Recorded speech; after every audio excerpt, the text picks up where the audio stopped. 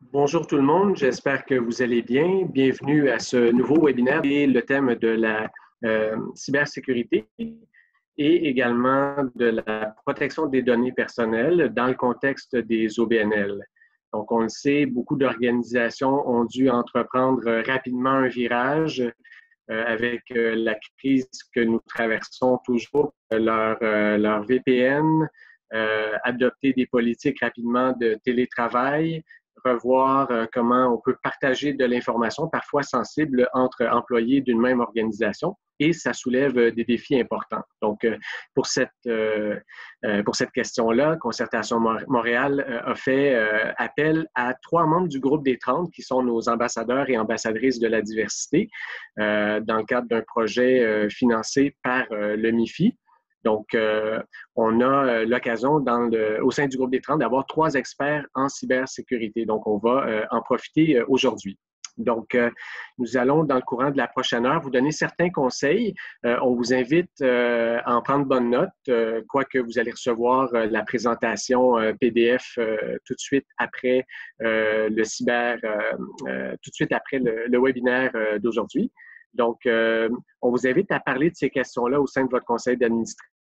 Parfois, ce sont des trucs assez simples, mais qui, en étant mis en place de façon structurée, vont augmenter le niveau de protection de votre organisation. On entend tous parler de cybersécurité, même au sein de très grandes entreprises, mais parfois des petits gestes qui sont faits au sein de votre organisation peuvent faire toute la différence.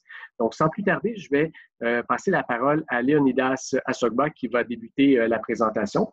Il sera accompagné de Sabrine Jdalda ainsi que de Christian Keigne, qui tous les 3 vont faire un bon tour de piste avec vous dans la prochaine heure et je vais vous retrouver par la suite pour la conclusion. Merci et Léonidas, à toi la parole. Merci Philippe, merci et bonjour à tout le monde. Merci de nous recevoir pour ce webinaire sur tout ce qui touche à la cybersécurité ainsi qu'à la protection des données personnelles dans les OBNL. Avant de commencer, je vais juste me présenter rapidement. Je suis Léonidas Assogba, je suis spécialiste en audit du risque ainsi que du secteur corporatif à la Banque Laurentienne. Fait que, comme l'a dit Philippe, je vais être avec ma collègue Sabrine Jdalda qui est conseillère senior en cybersécurité au niveau de la Banque nationale du Canada, ainsi que Christian Keigne qui est consultant en cybersécurité à Accenture. Alors, avant de commencer, on a préparé comme 3 questions pour vous pour essayer de sonder à peu près votre niveau de connaissances par rapport à certaines petites problématiques qu'on peut rencontrer qui ont l'air vraiment bénignes comme problématiques, mais qui peuvent créer de gros problèmes en matière de cybersécurité, de protection des données. Est-ce que Philippe, tu les as les questions et qu'on pourrait les projeter à l'écran? Merci.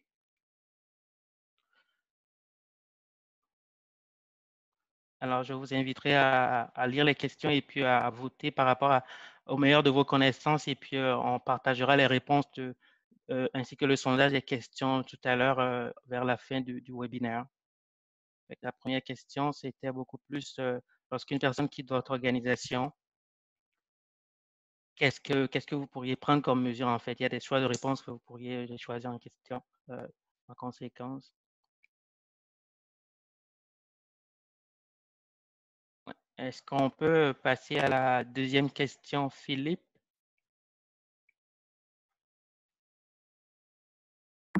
Donc, on voit les résultats ici. Exactement, on voit les résultats et puis ouais, je crois qu'à 61%, les personnes ont décidé de suivre la procédure mise sur pied en cas d'un départ d'un employé, qui est, à mon avis, une très bonne réponse. Est-ce que tu veux bien passer la deuxième question, s'il te plaît, Philippe?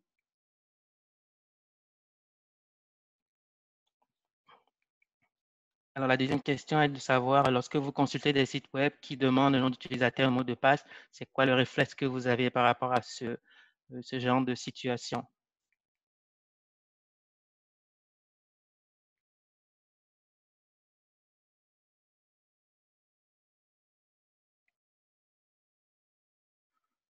Je crois qu'on peut passer à la réponse si tu es là à ton niveau, Philippe.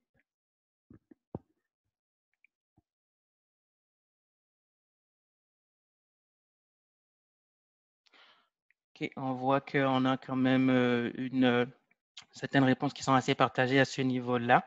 Fait qu'on aura l'occasion tout à l'heure de revenir sur certains de ces points tantôt. Je crois que Philippe, on va passer à la troisième question et puis après, on va commencer à débattre du sujet de fond en comble.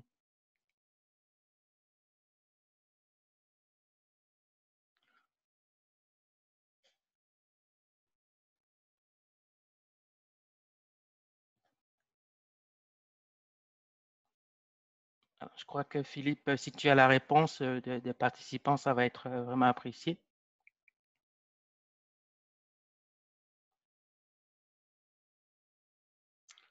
Parfait. Ben, écoutez, merci beaucoup d'avoir participé à ce petit sondage. Ça nous a permis de savoir à peu près c'est quoi le niveau de chaque personne qui est sur ce webinaire par rapport à ces questions-là. Je crois qu'on va partir. Premièrement, il y a l'agenda du jour qui est quand même un agenda assez fourni. On s'est servi sur la base des différentes questions que vous nous avez envoyées pour essayer de préparer de manière succincte les réponses à certaines questions, mais également certaines petites notions qui pourront servir en fait au niveau de chacune de vos organisations. Alors, la première étape, c'est qu'on va passer en revue la cybersécurité et la gestion des risques. Vous n'êtes pas sans savoir que quand on parle de cybersécurité dans le fond, quelque part, c'est de la gestion des risques. Je sais que en matière de gestion des risques tous les OBNL, dans le fond, font beaucoup de choses par rapport à ça quand ils le peuvent et quand ils ont les moyens. Fait qu'on aura l'occasion de vraiment aller de fond en comble par rapport à toutes ces problématiques-là. Christian, si tu veux, après un petit aperçu de cet agenda, on pourrait passer aux différentes slides, si tu veux. Alors, lorsqu'on parle de traiter les risques de cybersécurité dans les OBNL, il ne faut pas oublier que en tant que problématique de cybersécurité, c'est avant tout, comme je le disais tantôt, une problématique de gestion des risques. Alors, dans le cas de la cybersécurité spécifiquement, le premier réflexe qu'en fait qu'on devrait avoir en tant qu'organisme et spécifiquement lorsqu'on est sur le conseil d'administration des OBNL, c'est de faire un état des lieux en fait des différentes menaces qui pourraient être afférentes à la cybersécurité dans votre organisation. Faire cet état des lieux des menaces permet en fait de connaître les menaces premièrement, mais de comprendre les impacts que ces menaces-là pourraient avoir concrètement sur notre organisation. Et en comprenant ces impacts-là, on peut anticiper ces impacts et savoir exactement en cas de problème par rapport à la réalisation de ces impacts, comment est-ce qu'on pourrait le gérer, tant au niveau des processus sur le plan opérationnel, mais que stratégique au niveau de nos organisations. Évidemment, dès qu'on connaît les menaces et les impacts, on peut imaginer en fait mettre en œuvre des scénarios, des solutions pour gérer les différentes vulnérabilités que ces problèmes-là peuvent apporter au niveau de nos organisations. Après, ça va faire ce petit survol en fait au niveau de la cybersécurité. Il ne faut pas oublier que en matière de cybersécurité, le risque dont on parle est fonction des menaces, des impacts et des vulnérabilités. C'est un point très important qu'il faut concrètement mettre à la fois à l'agenda du jour lorsqu'on est sur un conseil d'administration, mais également faire comprendre à la haute direction que c'est vraiment important. Vous n'êtes pas sans savoir qu'actuellement, avec tout ce qui se passe, et spécifiquement avec la pandémie de COVID-19, il y a beaucoup de situations d'hameçonnage, beaucoup de situations où les informations que ce soit des entreprises publiques comme des entreprises à but lucratif sont vraiment exposées à beaucoup de menaces. Christian, on pourrait passer techniquement au prochain. Le prochain, en fait, c'est faire un petit tour des lieux des différentes menaces qu'on a en matière de cybersécurité.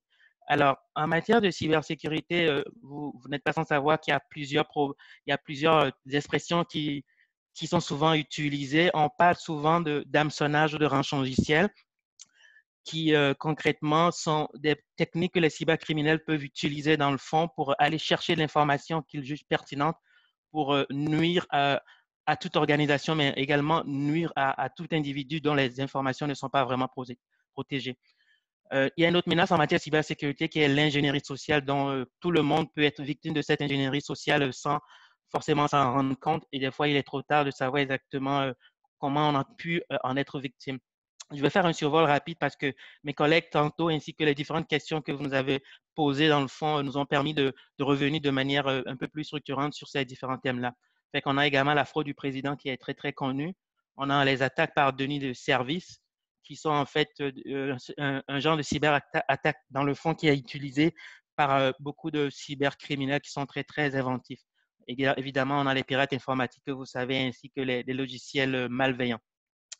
Alors, Christian, si tu le veux, on pourra passer à la prochaine étape qui est les grandes tendances en matière de cybersécurité au niveau des OBNL.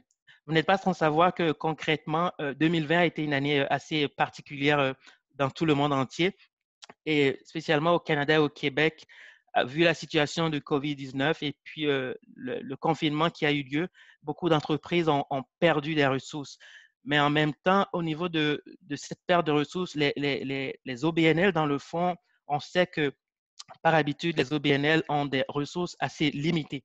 Fait que cette limitation des ressources crée en fait un poids sur ces OBNL-là qui doivent, dans le fond, techniquement subvenir aux besoins des personnes qui ont un désir de se faire servir par eux.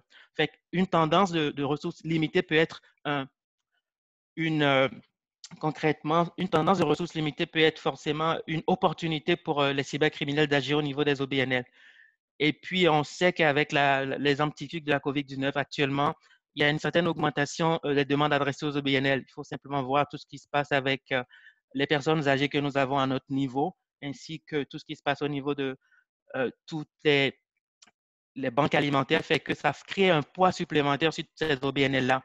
Et nos cybercriminels étant des gens très intelligents, ils savent exactement à quel moment précis aller concrètement faire des mesures pour vraiment aller tirer l'information au niveau de ces différentes OBNL-là en question. Raison pour laquelle c'est vraiment important de vraiment faire attention à ces problématiques au niveau de vos entreprises. Donc, il s'agit en fait que au niveau des OBNL, au niveau des conseils d'administration, prendre conscience du fait que techniquement, on est là pour remplir une mission qui est de servir nos donateurs, de servir également nos mondes, mais également de faire attention à nos activités. Christian, est-ce que tu voudrais bien partager la prochaine slide, s'il te plaît? Alors, la cybersécurité est le seul métier prenant ses besoins d'affaires en fonction d'éléments totalement exogènes. Ce qu'on voudrait dire par là, simplement, c'est le fait que lorsqu'on regarde l'environnement socioculturel, que ce soit au Canada ou dans le monde actuellement, tous les incidents de cybersécurité, même quand on pense dans le fond que le maillon faible qui a créé cette brèche-là est un maillon faible qui est à l'interne, la réponse est beaucoup plus une faiblesse qui vient de l'interne certainement, mais tous les besoins, toutes les fonctions qui ont permis à cet incident de cybersécurité de se réaliser sont beaucoup plus dues à des choses qui sont vraiment relativement passées à l'extérieur de l'entreprise, raison pour laquelle on parle souvent de cybersécurité comme étant un métier vraiment basé sur l'exogène dans le fond. Ce que j'aimerais également vous dire, c'est qu'au niveau des incidents cyber, le cybercriminel, il ne veut pas savoir si vous travaillez pour une organisation à but non lucratif ou au niveau d'une entreprise qui fait de profit. Le cybercriminel, lui, il sait qu'il a affaire à des gens qui sont anonymes, raison pour laquelle il s'en fout de savoir exactement c'est quoi exactement le but de votre organisme, raison pour laquelle c'est vraiment important de protéger vos informations qui devraient être une prérogative en fait au niveau du conseil d'administration et qui devrait marteler en fait ces prérogatives-là à la redirection de l'entreprise. Après ça, nous allons passer en fait à ce qu'on pourrait mettre en œuvre dans le cadre des politiques et procédures au niveau des OBNL.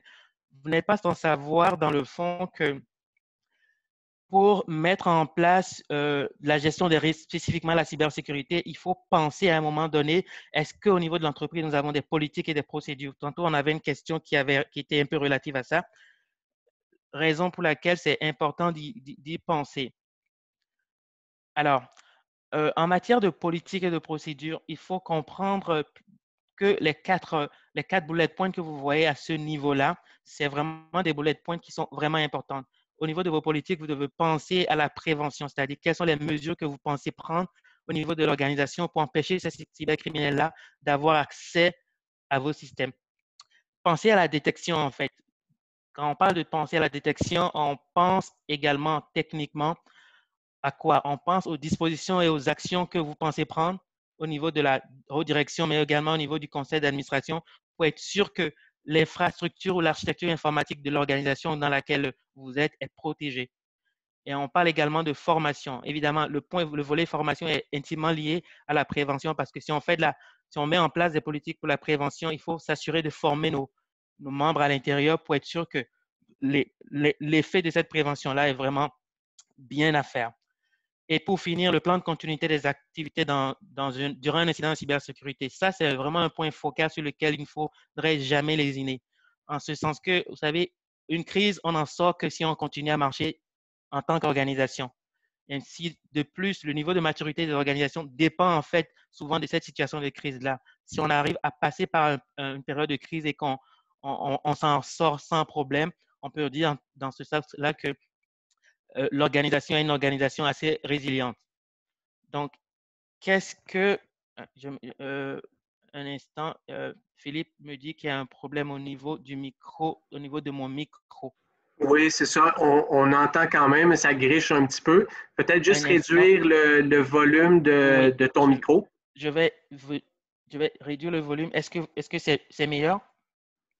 Pour le moment, oui, mais je te ferai signe s'il y a quelque chose. Parfait. Merci beaucoup. C'est gentil, Philippe. Alors, je parlais du plan de continuité des activités durant un incident de cybersécurité. Important de vraiment mettre sur pied un plan de continuité qui permette au fait de savoir ce qu'il faut faire lorsqu'on est victime d'un incident de cybersécurité. Et évidemment, le dernier point par rapport à cela, c'est beaucoup plus tester ce plan-là. Il ne faudrait pas qu'on attende en fait que techniquement quelque chose arrive avant de savoir si notre plan il fonctionne. Lorsqu'on a mis tout ça en point au niveau de nos politiques, il faudrait également mettre au point comment est-ce qu'il faudrait qu'on remédie à une situation de cybersécurité, un incident de cybersécurité qui arrive au niveau de notre organisation.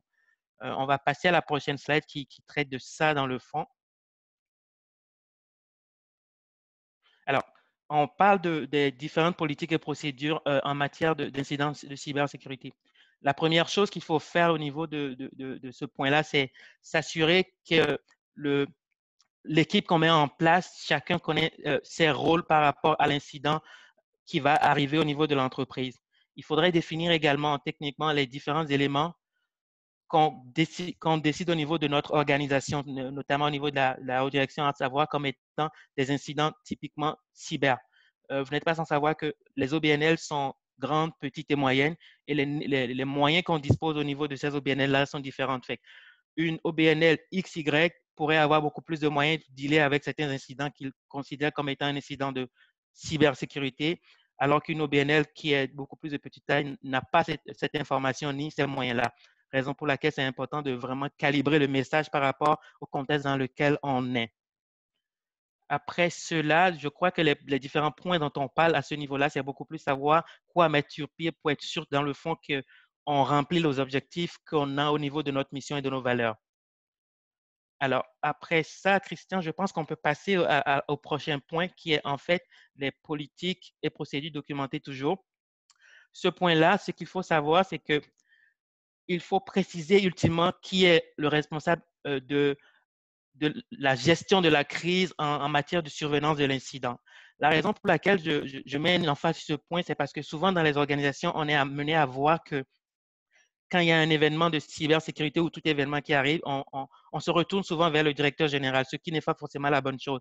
Parce que le directeur général, lui, en situation de crise, il doit être capable de dégager du temps pour répondre, premièrement, à tout ce qui se passe à l'intérieur comme à l'extérieur. Raison pour laquelle la personne qui sera en charge en fait de cette gestion de crise-là, idéalement, peut ne pas être le directeur général. Ça pourrait être quelqu'un d'autre au niveau de l'organisation qui puisse gérer en fait l'équipe et gérer tout ce qui se passe, quitte à laisser le temps au directeur général ou à la personne qui s'occupe des communications à l'interne et à l'externe de bien affûter en fait les différents messages qu'il faut sortir pour pouvoir savoir exactement comment est-ce que l'information peut être relayée à l'extérieur de l'entreprise. Alors, vous n'êtes pas sans savoir qu'au niveau de nos OBNL au Québec et au Canada en général, on n'a pas beaucoup de moyens, raison pour laquelle, à un moment donné, si on se rend compte qu'il y a beaucoup de données qui ont été compromises, il faut faire appel à des experts externes. Parce que seuls les experts externes savent exactement comment, dans le fond, on peut mieux aider nos organisations à sortir de ce bourbier-là quand ça arrive. Après avoir parlé des politiques, en fait, on va vous donner quelques exemples à aborder au niveau de ces politiques-là. Vous n'êtes pas sans savoir que au niveau de ces politiques-là, il y a plusieurs différents thèmes qu'on peut aborder au niveau de nos politiques. On vous donne des avenues de réflexion pour vous permettre de savoir si ces politiques ne sont pas disponibles au niveau des autres organisations, comment questionner la haute direction pour pouvoir mettre en place certaines choses. Alors, on a beaucoup plus des politiques ainsi que des thèmes qui sont afférents aux communications électroniques. On a également un peu comment gérer la perte ou la destruction des appareils électroniques. C'est juste des petits points que vous pouvez développer à l'interne pour savoir exactement comment remédier à ces situations-là. Christian, je t'inviterai à passer au prochain point parce que de toute façon, c'est des choses qui seront toujours là. Alors, il y a également un point important sur lequel j'aimerais qu'on s'accentue beaucoup, c'est les principes de base en matière de gestion des incidents de cybersécurité. Ce point-là, il est vraiment important en ce sens que, techniquement, lorsqu'on parle de cybersécurité, il ne faudrait pas qu'on oublie qu'on parle de maillon faible d'une entreprise ou d'une organisation qui, à un moment donné, baisse sa garde, raison pour laquelle l'information privilégiée dont on dispose dans le fond est compromise. Alors, puisque c'est souvent comme ça que les différents incidents en matière de cybersécurité et de protection des données personnelles arrivent, il faut qu'on comprenne que l'individu lambda étant le maillon faible de la chaîne, il n'existe aucune solution simple et universelle. Tout dépend en fait de votre organisation, de vos missions et de vos objectifs. Ça dépend également de la nature et de l'infrastructure des informations que vous protégez au sein des ressources que vous avez au niveau de l'organisation. Raison pour laquelle ne jamais oublier cet aspect-là qui est vraiment important. Je souligne également l'engagement de la haute direction. Nous, en tant que membre d'un conseil d'administration, on doit pouvoir à un moment donné questionner notre haute direction sur quelles sont les mesures qui sont en train de prendre dans le fond, qui sont en train d'être prises dans le fond pour mitiguer tout incident de cybersécurité qui devrait arriver. Pourquoi?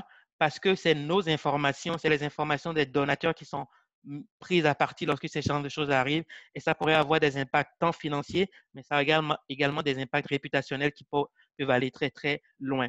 Donc, au niveau de leur direction, ils doivent sentir que les OBNL, dans le fond, pourraient compter beaucoup sur nous pour mettre en place ces genres de mesures-là.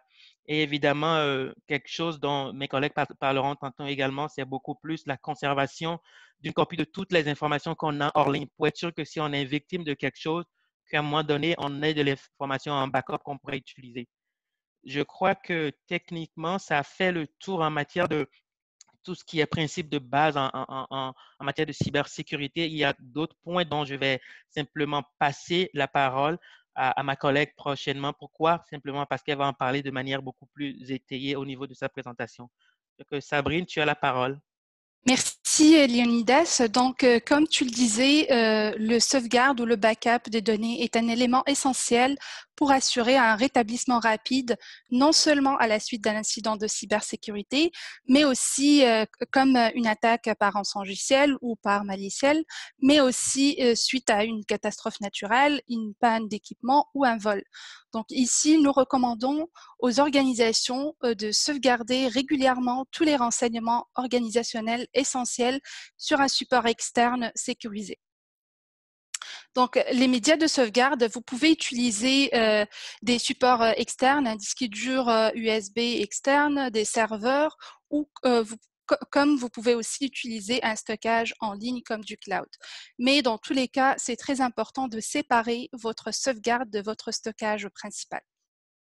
Vous pouvez avoir recours à des fournisseurs externes. En fait, plusieurs organisations comptent sur des fournisseurs de services TI externes pour répondre à leurs besoins en matière de traitement et stockage dans un cloud ou dans un nuage. Donc, vous devriez ici déterminer dans quelle mesure vous êtes à l'aise avec les règlements en vigueur dans les territoires juridiques où ces fournisseurs stockent et utilisent vos renseignements sensibles. Par exemple, pour un service cloud qui utilise un stockage aux États-Unis, les données stockées et traitées sont assujetties à la législation américaine, notamment en termes de protection de vie privée. Pensez aussi à la protection de vos sauvegardes et vos backups. Donc, pensez à avoir au moins le même niveau de protection que votre stockage primaire. Chiffrez vos sauvegardes de la même façon que vous le faites pour votre stockage principal, mais utilisez des clés différentes. C'est très important aussi de séparer le stockage de la clé de chiffrement ou encryption du sauvegarde principal. Car si vous la gardez dans votre stockage principal et que celui-ci est touché par un rançongiciel, malheureusement, vous ne serez plus en mesure de déchiffrer votre backup et de restaurer vos données. Pensez aussi à l'automatisation, ce qui constitue un outil très efficace qui vous permettra de respecter la fréquence de sauvegarde de vos backups. En ce qui concerne la récupération des données, vous devriez avoir une procédure ou des procédures claires sur la façon de rétablir vos activités à partir des copies de sauvegarde et vérifier régulièrement le fonctionnement adéquat des mécanismes de sauvegarde et de restauration. Donc, c'est très important de mener des exercices de récupération assez régulièrement. Christian, si on peut passer à la slide suivante. Donc, parlons maintenant d'utilisation d'appareils personnels dans le cadre de ces fonctions. Donc, en tant qu'organisme, vous devez établir une politique d'utilisation d'appareils personnels. Cette politique spécifie votre positionnement par rapport à l'utilisation des appareils personnels au bureau comme à l'extérieur du bureau. Donc, nous proposons ici une liste de bonnes pratiques que vous devez suivre quand vous utilisez vos appareils personnels pour le travail. Nous recommandons que vous déconnectez vos sessions professionnelles sur les comptes en ligne lorsque vous utilisez votre appareil personnel. Un autre contrôle qui vous permettra de réduire le risque d'utilisation d'appareils personnels serait de séparer les accès personnels des accès professionnels. Par exemple, si vous utilisez un service de stockage et partage de fichiers tels que Google Drive, Dropbox ou autres services en ligne, assurez-vous d'utiliser un compte différent avec votre courriel professionnel pour le partage de vos documents de travail. Slide suivante, Christian. Et en général, appliquer les bonnes pratiques d'entretien et de sécurité des appareils personnels, utiliser de mots de passe forts, utiliser les magasins d'applications mobiles officiels tels que le App Store, Google Play, effectuer les mises à jour des applications et du système d'exploitation, c'est très important pour garder votre appareil sécuritaire, et n'utilisez pas les réseaux Wi-Fi sans mot de passe ou réseau public, et essayez autant que possible de passer par une connexion VPN. Page suivante. Ouais. Donc, en termes de protection de données, contrairement à ce que plusieurs pensent, les organismes à but non lucratif gèrent bien des données sensibles telles que des informations de personnes donatrices, des numéros d'assurance sociale, des adresses courriels, des informations de santé, des dossiers de personnel et des bénévoles. Donc, la première étape pour protéger vos données serait d'évaluer les données consignées par votre organisme. Quel type et nature de données, ainsi que leur support de stockage. Qu'est-ce qu'on est en train de stocker et consigner? Ensuite, classifier les données que vous collectez. Donc, comme exemple de classification de données, on pourrait utiliser une classification de données publiques, données internes ou restreintes, et des données confidentielles. Donc, en plus de l'identification et la classification, l'étiquetage adéquat des renseignements sensibles est aussi très important pour en assurer un traitement adéquat.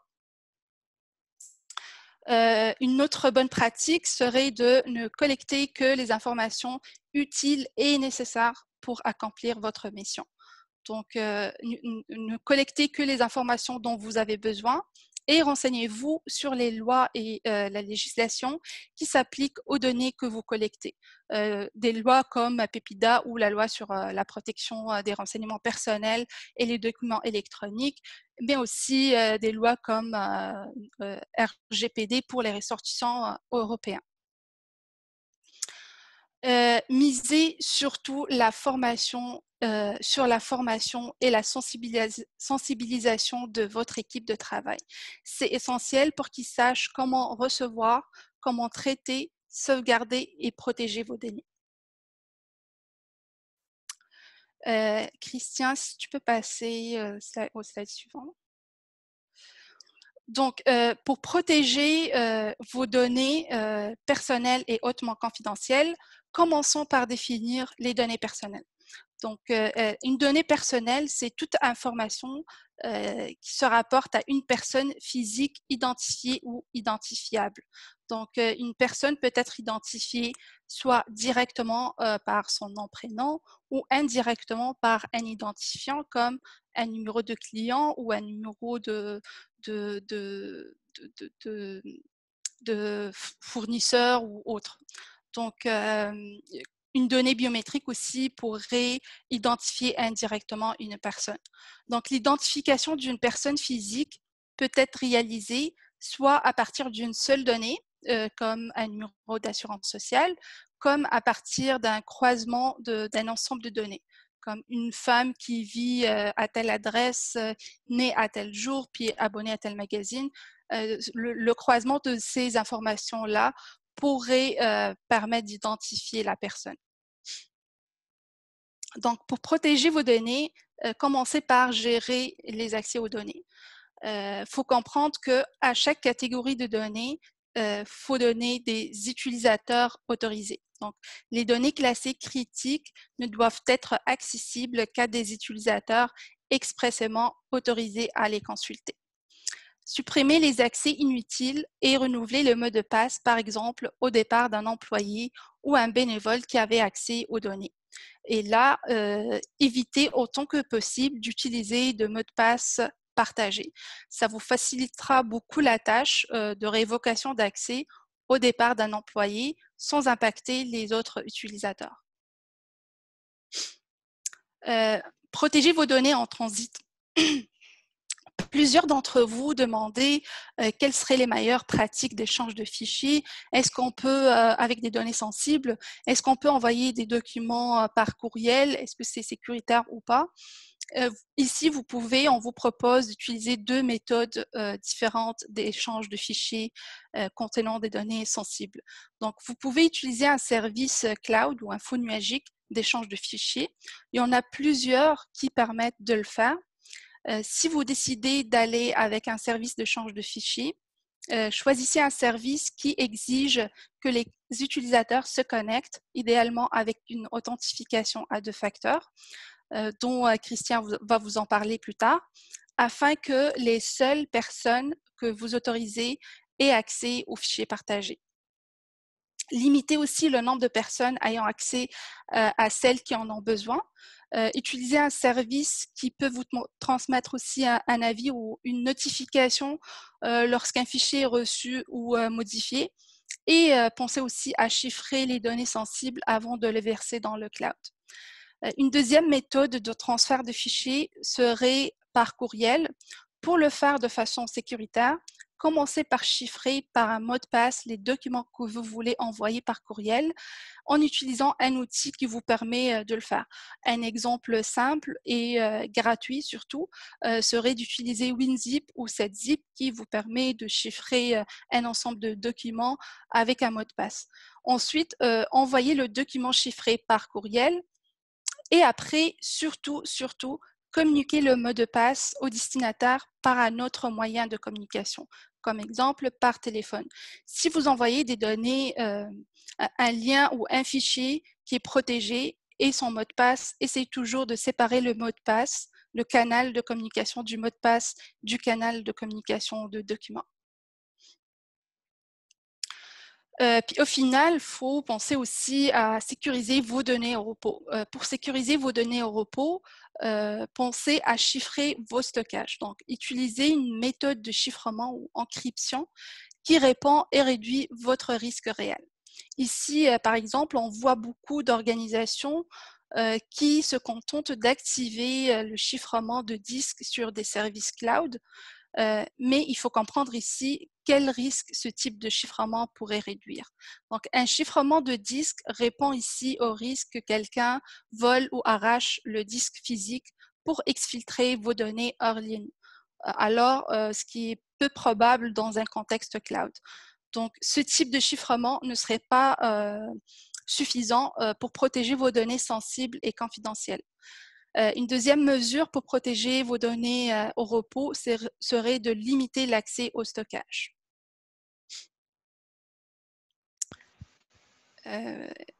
Christian, est-ce que tu peux passer aux slides suivantes? OK. Donc, toutes les mesures de protection de données, de contrôle des politiques, des procédures sont là pour réduire vos risques, car les conséquences ici sont bien réelles. Donc, en tant qu'OBNL, en cas de violation de données et de brèche, vous pouvez faire l'objet de recours judiciaires, mais aussi votre réputation peut être entachée.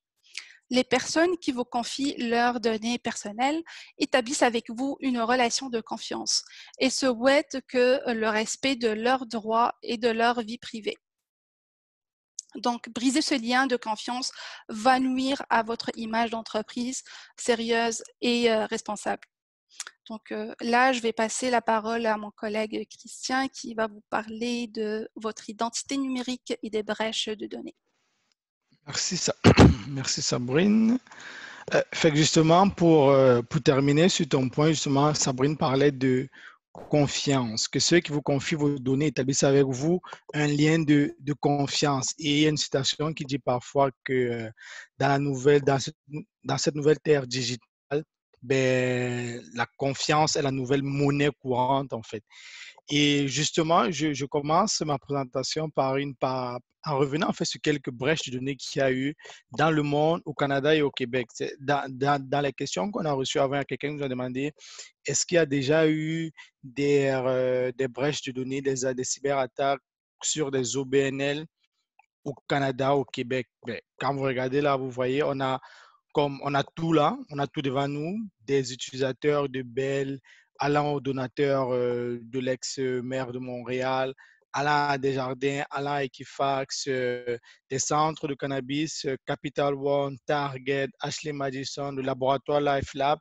Fait que toute cette brèche de données, en fait, chaque fois qu'il y a une brèche de données, c'est comme il y a une trace de votre identité numérique que quelqu'un possède, en fait.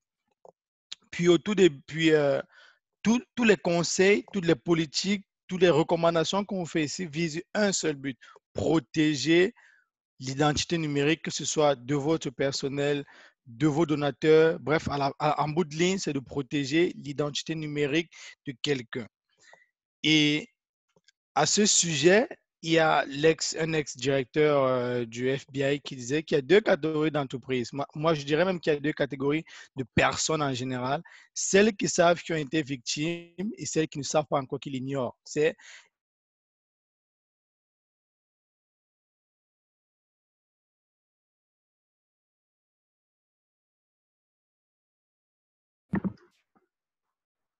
Christian, il semble qu'on t'a perdu.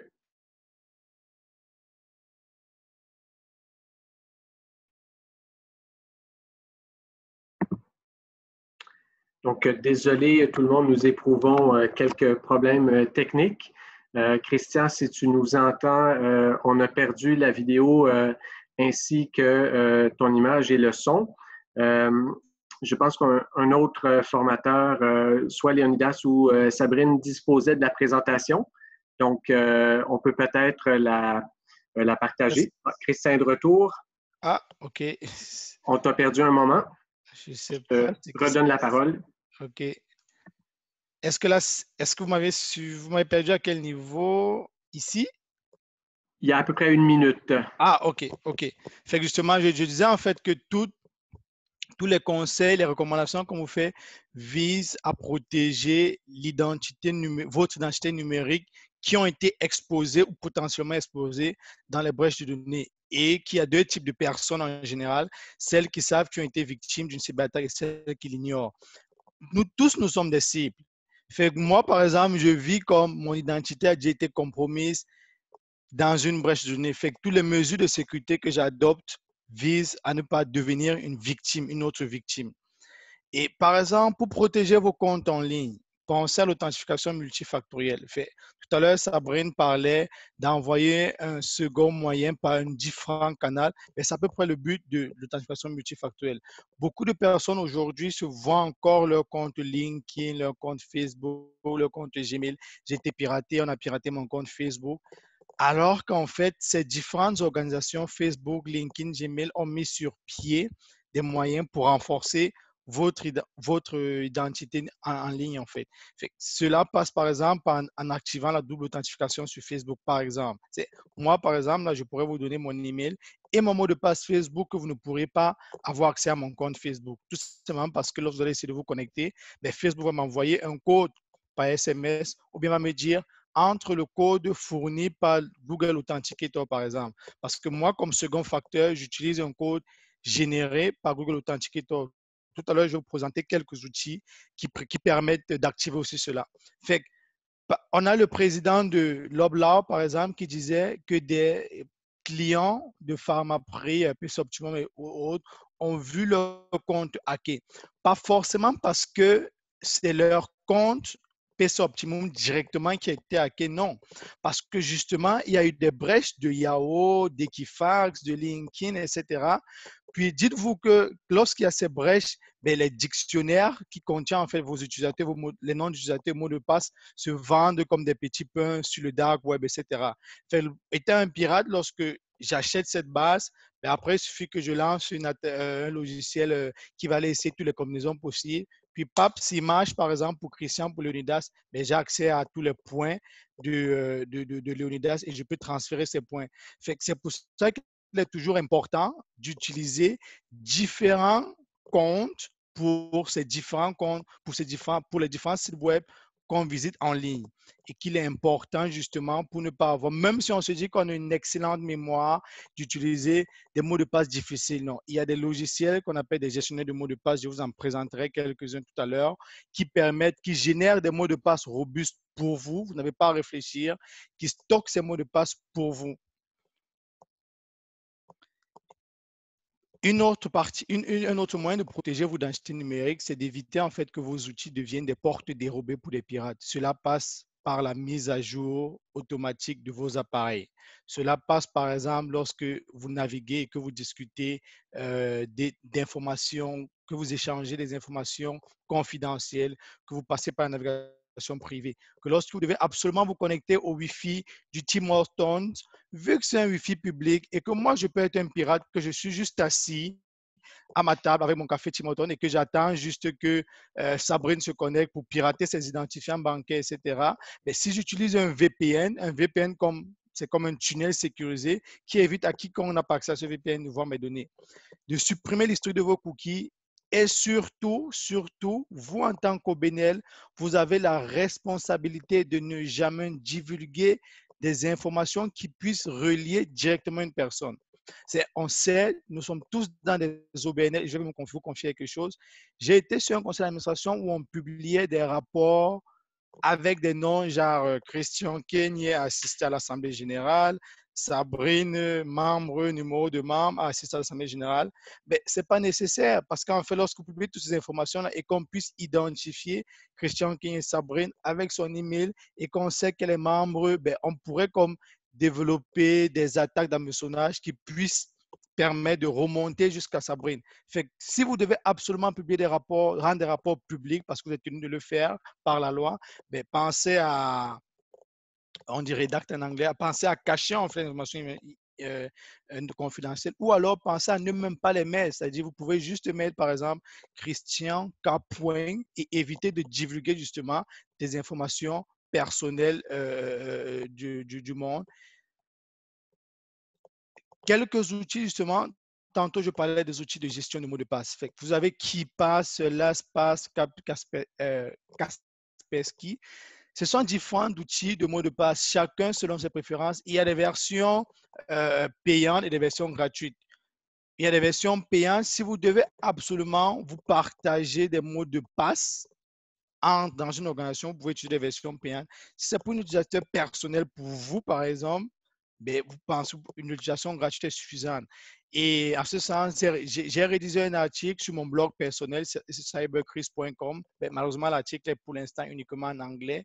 La version française est en cours d'élaboration, qui vous permet justement de comment mettre sur pied, d'installer, de configurer votre gestionnaire de mots de passe de A à Z. Et c'est important d'utiliser ce mot de passe dans la mesure où vous n'avez pas à vous souvenir. Vous n'avez pas à vous souvenir du mot de passe. Vous avez juste qu'à chaque fois savoir, je vais dans mon gestionnaire, je copie le mot de passe, j'ai le mot de passe et c'est sécurisé. Bien sûr, il y a le master password du gestionnaire de mot de passe que vous devez garder scrupuleusement. Et vous avez un exemple de logiciel permettant l'authentification en 2 facteurs, Google Authenticator, LastPass, Microsoft Authenticator, qui sont justement, lorsque vous configurez vos comptes Gmail ou LinkedIn, ils vont vous dire, vous souhaitez utiliser quel outil d'authentification double facteur, par exemple, scanner ce QR code. Ben, si vous le scannez avec Microsoft Authenticator, toutes les 60 secondes ou 30 secondes, dépendamment de quel logiciel, vous génère un code unique qui permet, que vous devez rentrer à chaque fois que vous vous connectez à nouveau sur un nouvel appareil à votre compte Gmail, LinkedIn ou Facebook. Tout à l'heure, Sabrine disait, si vous devez absolument échanger des documents confidentiels, utilisez encryptez vos fichiers. En fait, il suffit, par exemple, si vous voulez envoyer comme 25 mégas de documents, par exemple, de les zipper avec ZipNzip et d'ajouter un mot de passe pour que lorsque l'utilisateur le reçoit, il télécharge le fichier et qu'il puisse rentrer le mot de passe pour avoir accès aux données partagées. Et s'il n'a pas ce mot de passe, il ne peut rien faire avec le fichier, il n'aura même pas accès.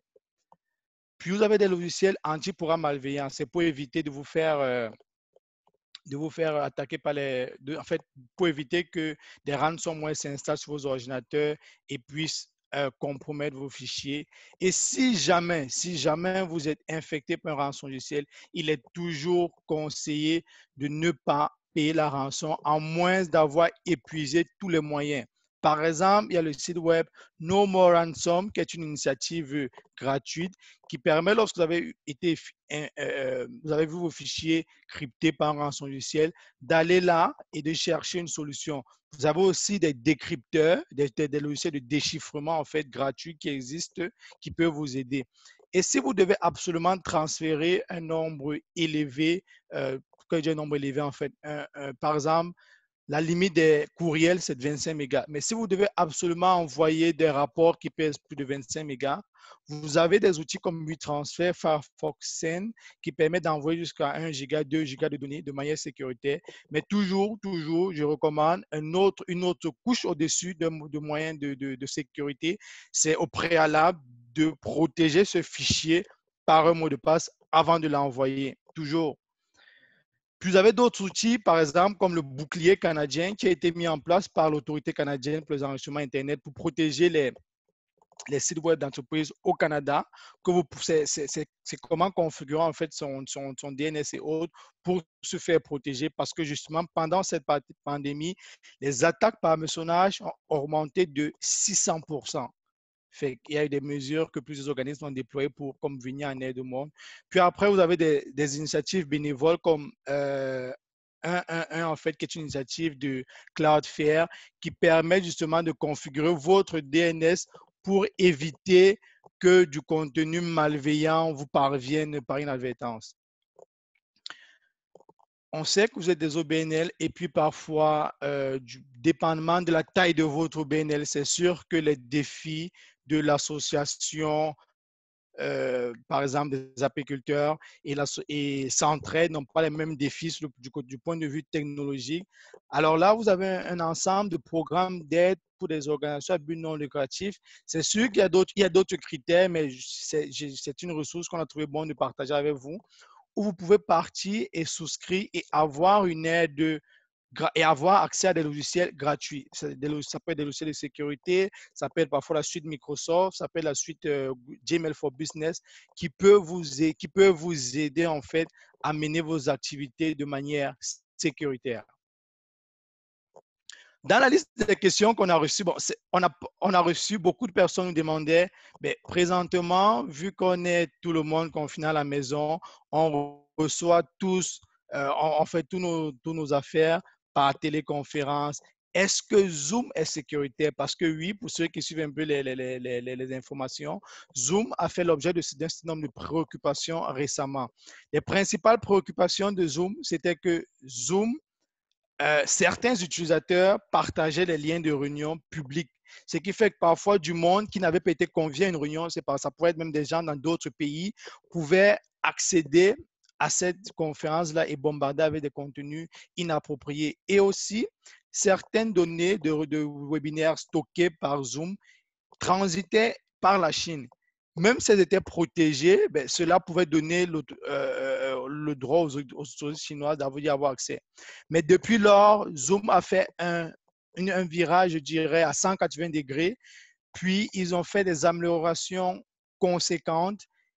Et ils ont même d'ailleurs acheté une compagnie pour permettre le chiffrement de bout en bout, ce qui fait que personne ne peut comme venir s'il n'a pas été invité ou bien ne peut avoir accès aux données confidentielles que vous échangez dans une réunion Zoom qui au préalable aura été paramétrée avec différents critères et paramètres de sécurité. Fait que là, vous avez un ensemble de mesures de sécurité qui permettent en fait de rendre votre outil Zoom sécuritaire. Gardez en tête que la plupart des outils ont une base de sécurité, mais le véritable problème ici, le véritable hic, c'est toujours le facteur humain. Fait que si vous créez votre conférence Zoom sans mettre un mot de passe, sans appliquer XXX paramètres, c'est vous qui rendrez votre conférence sur Zoom non sécuritaire. Ce n'est pas que Zoom n'est pas sécuritaire. Fait que là, vous avez un certain nombre de paramètres que vous pourrez consulter après en ayant accès aux slides et vous pourrez justement voir comment configurer. Vous avez même la possibilité pour les utilisateurs payants, je crois, de choisir dans quel data center vous voulez que vos affaires résident. C'est vrai que les US, c'est une compagnie américaine, sont cochés par défaut, mais si vous êtes au Canada, en Australie, vous pouvez choisir, je veux que mes données sur Zoom restent ici au Canada ou en Australie. Que faire maintenant si vous êtes victime? Si vous êtes victime d'une fraude, signalez. Parlez-en autour de vous pour éviter qu'une autre personne de votre entourage devienne une victime à son tour. Pourquoi est-il important aussi de signaler? Parce que lorsque vous signalez, ça permet en fait que des organismes prennent des mesures. Si c'est une nouvelle menace, par exemple, le centre antifraude, par exemple, pourrait mettre sur pied une nouvelle campagne si on se rend compte qu'il y a comme le rising, c'est-à-dire qu'il y a comme une montée de ce type d'attaque. On a commencé cette présentation en vous présentant en fait, les différentes brèches de données. Maintenant, pour savoir si vous avez déjà été impliqué dans une brèche de données, je vous inviterai à, quand vous aurez du temps, naviguer entre ces trois sites, Have I Been Pwned, Firefox Monitor ou Breach Alarm, rentrez votre email. Voyez si vous avez déjà été impliqué. Certains sont souvent un peu mitigés, mais est-ce que je peux rentrer mon email là-bas et puis ça va être sécuritaire? Moi, je vous conseillerais, rentrez votre email et puis si votre email sort que vous avez déjà été impliqué, je vous conseillerais d'aller rapidement changer votre mot de passe et de rajouter un second facteur d'authentification. Même si vous rentrez votre email et que votre email ne sort pas comme quand vous n'avez jamais été impliqué, je vous recommanderais pareil de rentrer, de rajouter une couche d'authentification supérieure à celle que vous avez actuellement. Et n'oubliez jamais, il n'y a pas de risque zéro. Ces services aussi, pour certains, offrent la possibilité d'être notifiés. C'est par exemple, si demain on entend Equifax a subi une nouvelle brèche, mais ce service, dès qu'ils auront chargé la base de données d'emails qui ont été victimes, ils pourraient vous notifier. Et Philippe, ton email est apparu comme tu as été victime dans la dernière brèche d'Equifax, par exemple.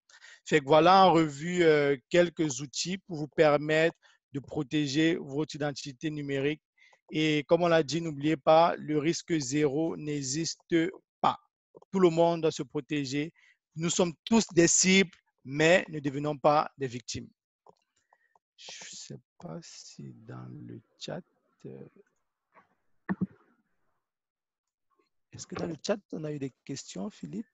Oui, bien, il y a plusieurs questions qui ont trouvé leur réponse au fur et à mesure. Donc, généralement, c'était des points qui devaient être abordés. OK. Je pense que les gens partageaient certaines informations sur les solutions Ouais. Ben, qu'ils utilisent. oui, là, je vois par exemple quelqu'un a demandé, avec le télétravail, on utilise beaucoup Google Drive pour partager des documents. Est-ce une bonne pratique? C'est une bonne pratique. Ça évite que vous partagez des fichiers par email ou bien autre. Mais, comme Sabrine l'a rappelé, ben, assurez-vous juste de partager le lien avec uniquement ceux qui en ont besoin. Et ne rendez jamais vos liens publics. Parce qu'il existe des outils qui permettent comme de scroller le web et de voir tous les liens Google Drive qui ne sont pas protégés. Rassurez-vous toujours, il y a des options sur Gmail uniquement aux utilisateurs détenteurs du lien, par exemple, ou juste en mode lecteur ou juste en mode. C'est vous qui définissez vos paramètres. C'est une mesure sécuritaire de fait par Google Drive, mais rassurez-vous que les paramètres que vous utilisez soient sécuritaires. J'ajouterai juste un point, Christian, ici. Sur Google Drive, vous pouvez toujours protéger vos fichiers par un mot de passe aussi. Ouais. Est-il vrai qu'il nous faut mettre des liens Internet dans le chat lorsqu'on utilise Zoom? Ben, je dirais que si vous partagez, si vous avez bien configuré votre Zoom, il n'y a pas de souci, et que vos données, et que vous que vous faites par exemple le recording, comme là présentement, par exemple, rassurez que les paramètres de sécurité dont j'ai parlé plus haut, que soient bien mis en place. C'est si vous avez un Zoom public, parce qu'il y en avait encore du monde avant qui avait des réunions Zoom publiques où du monde pourrait venir et après avoir accès aux liens partagés dans le chat. Mais comme je dis, rassurez-vous, tous les outils viennent avec des paramètres de sécurité que vous devez activer. Il y en a des paramètres de sécurité de base, mais après, c'est l'humain, c'est nous, c'est nos vulnérabilités, c'est nos facilités qui font en sorte que parfois, par inadvertance, des pirates puissent avoir accès à nos données. J'aimerais, il y a une question que je vois dans le forum où on Peut-être demandait. une dernière question, Léonidas, puis après, je vais conclure. Il y a une dernière question ici que je vois dans le forum qu'on demande combien pourrait coûter une protection. En fait, c'est quand on travaille au niveau d'une OBNL, l'idéal ne serait pas forcément d'aller chercher une solution trop coûteuse. Il y a des solutions assez pas coûteuses ou carrément gratuites qu'on pourrait trouver. Tantôt, quelqu'un a posté, par exemple, certaines mesures du CDECAF qui a été posté dans le chat. C'est déjà des mesures qu'on peut prendre qui ne sont vraiment pas coûteuses, qui pourraient aider les OBNL, surtout quand on est une petite OBNL. L'important, c'est de beaucoup plus s'assurer que votre hygiène numérique, vous la contrôlez vous-même pour ne pas laisser en fait l'opportunité aux cybercriminels de vous flouer. Merci. Bien, merci beaucoup. Il y a d'autres informations qui rentrent, mais on arrive vraiment à la toute fin. Donc, merci énormément pour votre participation au webinaire. C'est vraiment fort apprécié. Je précise que ça a été fait gracieusement par nos 3 membres du groupe des 30. Donc, je pense que c'est très éclairant. Il y a beaucoup de choses qui tombent sous le sens, mais lorsqu'on sait que des mots de passe comme 1, 2, 3, 4, 5 sont encore extrêmement populaires, je pense que ça nous interpelle. Ça nous démontre que par des petits gestes simples, par certaines précautions qu'on peut prendre au sein de nos organisations, ça contribue à nous protéger parce que de devoir gérer une fuite de données, c'est extrêmement compliqué, ça peut être coûteux, ça mine la confiance également et ça vous empêche de faire ce pourquoi vous existez, ce pourquoi votre organisation a été mise en place. Donc, merci encore. Vous avez déjà reçu il y a quelques minutes le lien pour procéder à l'évaluation de l'atelier. Merci de nous partager vos commentaires. Vous avez également reçu la présentation avec un lien Drive sans mot de passe. Donc, la prochaine fois, je vais faire mes devoirs moi aussi pour mieux sécuriser les documents. Les prochains webinaires que nous allons avoir, on va le 3 juin parler de financement des OBNL. C'est un sujet extrêmement important qui nous interpelle actuellement. Il y a beaucoup de gens qui ont vu baisser de façon drastique leurs sources de financement, ceux notamment qui font appel aux dons du public. Il faut se renouveler, il faut voir comment procéder, disons, pour aller faire entrer des ressources alors que nos donateurs n'ont plus les moyens qu'ils avaient. On va parler le 5 juin, c'est moi qui aborderai la question des conseils d'administration virtuels. J'en profite pour faire un appel à tous. Si vous en avez fait l'expérience, merci de me partager vos courts témoignages. Je vais essayer pendant le webinaire là, d'apporter certains exemples d'organisations qui ont procédé, qui ont réalisé une assemblée générale virtuelle au cours des dernières semaines. Et le 10 juin, on va parler de politique de télétravail pour vous donner certains outils pour voir comment, à moyen terme, vous pouvez, au sein de vos organisations, aborder cette question-là, comment mieux accompagner vos équipes. Il y a des questions de cybersécurité, évidemment, lorsqu'on parle de télétravail. Donc, on aura une spécialiste en ressources humaines qui va nous donner quelques pistes pour poursuivre la discussion au sein de votre conseil d'administration. Donc, merci d'avoir été avec nous cet après-midi. Je vous souhaite, je sais qu'il fait très chaud, donc allez vous rafraîchir, profitez de la fin de la journée. Et merci encore à nos formateurs. Ça a été extrêmement utile encore une fois. Bonne fin de journée.